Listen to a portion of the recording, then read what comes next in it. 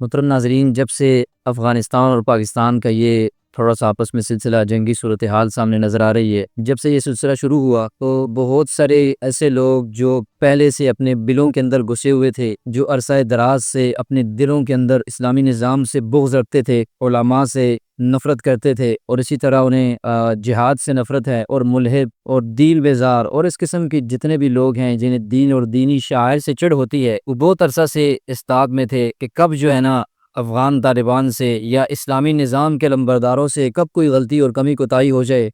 اور اپنے اندر کا یہ لوگ گند اور بغض اور زہر نکال کر لوگوں کے سامنے کر دیں۔ تو افغان اور پاکستان کے جو بھی معاملات ہیں انشاءاللہ دوحہ کے اندر مذاکرات جاری ہیں، اور بالآخر ان دونوں نے چونکہ اہل اسلام ہیں اور دونوں چونکہ کلمہ پڑھنے والے ہیں، دونوں ایک دوسرے کے ساتھ دل و جان سے محبتیں رکھتے ہیں، تو یہ جتنے بھی یہ چند دن ہیں انشاءاللہ اس میں وہ یہ سلسلہ مذاکراتی ٹیم کے ذریعے حل ہو جائے گا، اور بالآخر یہ دونوں پھر یکجان اور دو قالب ہو جائیں گے۔ لیکن اس سارے سلسلے نے ہمارے سامنے یہ بات واضح کر دی کہ ایسے بہت سارے منافق جو مسلمانوں کی صفوں کے اندر اپنے آپ کو شامل رکھتے ہیں، لیکن اس کوشش میں رہتے ہیں کہ اسلامی نظام کے خلاف ہر وقت اپنی آواز بلند کرتے رہیں، اور علماء اسلام کے خلاف اور مجاہدین کے خلاف اور جہاد جیسی مقدس جو ہے نا اسلام کے فریضے کے خلاف اپنی زبان درازیاں کرتے رہے، تو انہیں اس تھوڑے سے وقت نے پاکستان اور جو ہے نا افغانستان کا جو معاملہ ہوا، اس تھوڑے سے وقت نے انہیں بے نقاب کر دیا۔ اسی طرح وہ قوم پرست لوگ بھی اس کے اندر شامل ہیں جنہوں نے وطن پرستی کے اندر، قوم پرستی کے اندر اس جو ہے نا جنگ کو ایندھن فراہم کرنے کی کوشش کی، اس سلسلے کو لڑائی کو بھڑکانے کی انہوں نے کوشش کی کہ کسی طریقے سے یہ سلسلہ بڑھتا رہے اور مسلمانوں کی آپس میں نفرتیں جو ہے نا وہ بڑھ جائیں۔ تو کچھ بھی نہیں ہوتا انشاءاللہ، چند دن کے بعد یہ سلسلہ واپس آپس میں ایک جیسے ہو جائیں گے، لیکن ان لوگوں کے منہ کی خاک اور ان کے اندر کا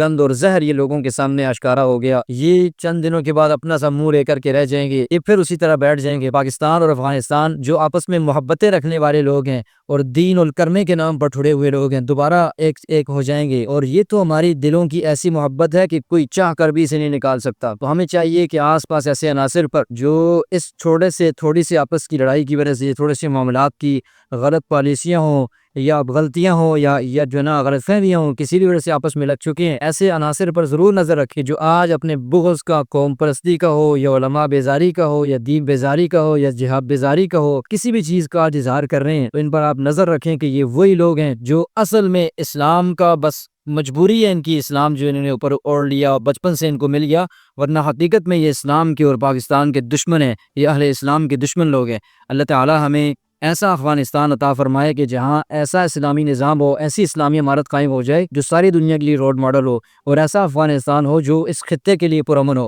ایسا افغانستان اللہ ہمیں عطا فرمائے جو آس پاس کے مسلم ممالک کے لیے بے ضرر ہو اور نقصان نہ دینے والا ہو۔ اللہ تعالی ہمیں اپنی آنکھوں سے اسلامی برکات دیکھنے کی توفیق نصیب فرمائے۔ بمانی اللہ۔